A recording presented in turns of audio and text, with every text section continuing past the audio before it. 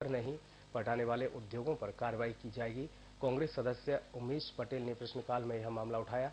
उनके प्रश्नों के जवाब में अग्रवाल ने बताया कि जिन 5 उद्योगों पर जलकर बकाया है उनमें इंजन सिनर्जी कोटमार पर करीब 43 करोड़ 37 लाख और एमएसटी पावर पर 15,75,000, जिंदल पावर तमनार पर 1 करोड़ 41 लाख और अंजनी स्टील पर 5 करोड़ 51 लाख रुपए की राशि बकाया है।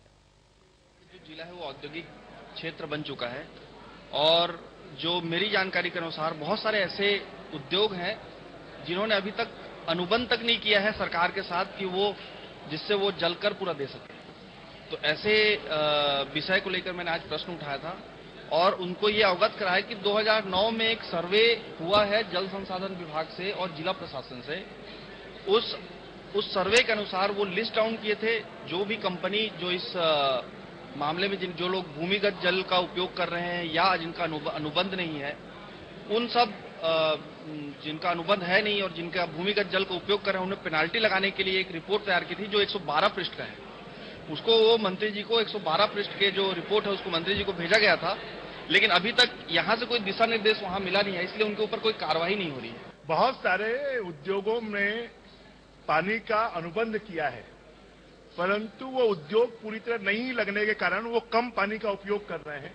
हमारे नियमों के अनुसार जो उन्होंने अनुबंध किया वो पूरे पानी का पैसा उनको देना पड़ेगा और उन्होंने ऐसे आवेदन दिए हैं कि क्योंकि हम पानी का कम उपयोग कर रहे हैं तो हमसे कम पैसा लिया जाए, और इसको सरकार ने मान्य नहीं किया है और इसको लेकर उद्योगपति कोर्ट में चले गए हैं और उसके कारण सिंचाई टैक्स वसूल नहीं हो पाया है। इस बात की जानकारी हमने दी है, परंतु शासन पूरी तरह सख्त है कि जो भी वास्तविक उनका पानी का पैसा है वो शासन पूरी। मनरेगा के तहत मजदूरों को काम नहीं मिलने को लेकर मंगलवार को विधानसभा में विपक्ष ने हंगामा किया। प्रश्नकाल के बाद कांग्रेस सदस्य भूपेश बघेल ने मामला उठाया। हंगामे की वजह से सदन की कार्रवाई 5 मिनट तक के लिए स्थगित भी की गई। इस मुद्दे पर बुधवार को ध्यानाकर्षण के जरिए चर्चा की जाएगी।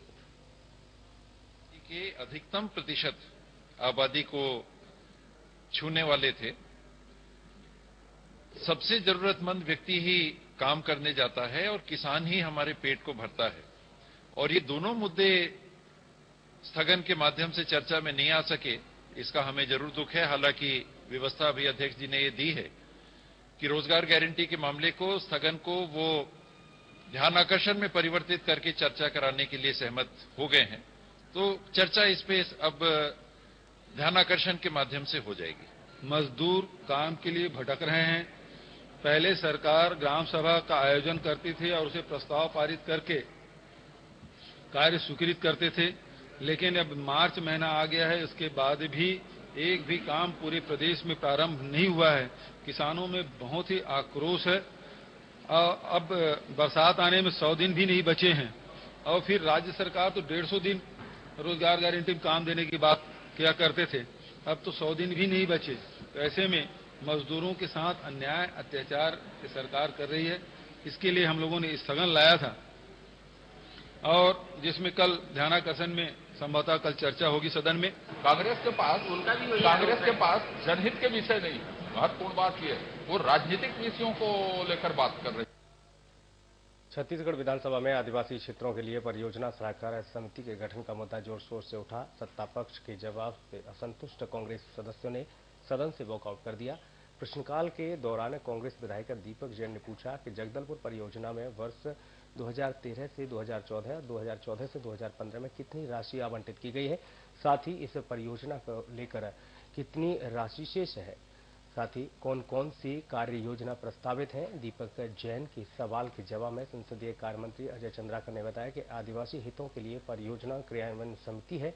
सलाहकार समिति को लेकर उठे सवाल से असंतुष्ट कांग्रेस के आदिवासी विधायकों ने गहरी नाराजगी दिखाई, जिसके बाद कांग्रेस सदस्यों ने सदन से वॉकआउट कर लिया। बहुल्य क्षेत्रों में परियोजना सलाहकार समितियों की है।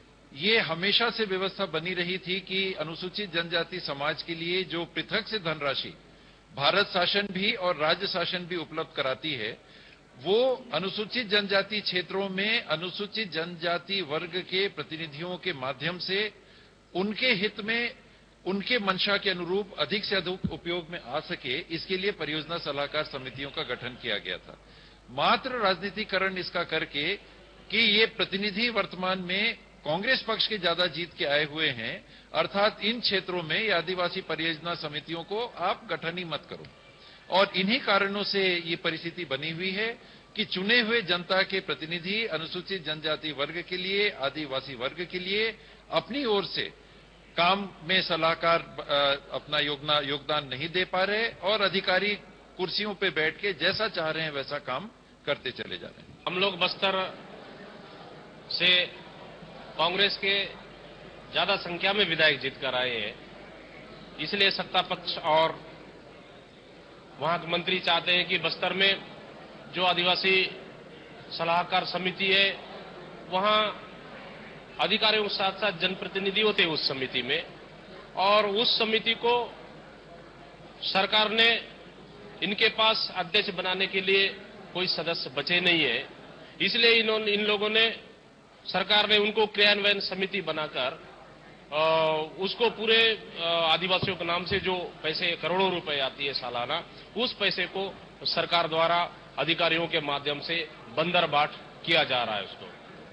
और हमने पूछा मंत्री जी से कि परियोजना सलाहकार समिति और क्रियान्वयन समिति दोनों में से, तो उन्होंने सीधा सीधा उनका यही जवाब था कि क्रियान्वयन समिति उनकी काम कर रही है, क्योंकि पिछले कुछ दिनों में जो एक पेपरों में प्रकाशित भी आया है कि आदिवासियों ये परियोजना मद के अंतर्गत आदिवासी परिवारों को एक ट्यूबवेल खनन का एक योजना है जिसमें बहुत बड़ी मात्रा में घोटाला हुआ है। 17 परियोजनाएं लगभग प्रदेश में हैं और 17 लोग हमारे पास हैं जो उन परियोजनाओं के अध्यक्ष बन सकते हैं, मंत्री, विधायक और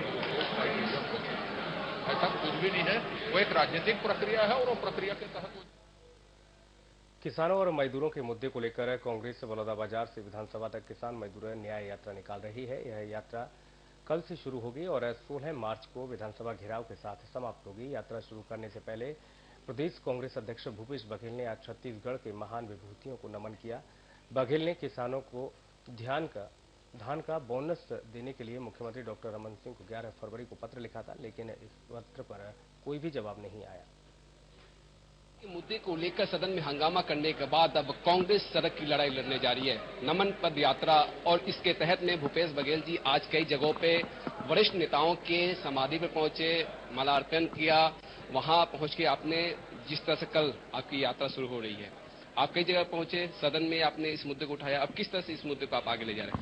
देखिए, इस प्रदेश में जीरो टॉलरेंस की बात करने वाली है सरकार। 1 लाख करोड़ के केवल नागरिक आपूर्ति निगम में घोटाले, जिसमें गरीबों को जो चावल जाना था, गेहूं जाना था, दाल और चना, केरोसिन और शक्कर, ये सब चीज में ये सरकार बंदर बांट कर रही है।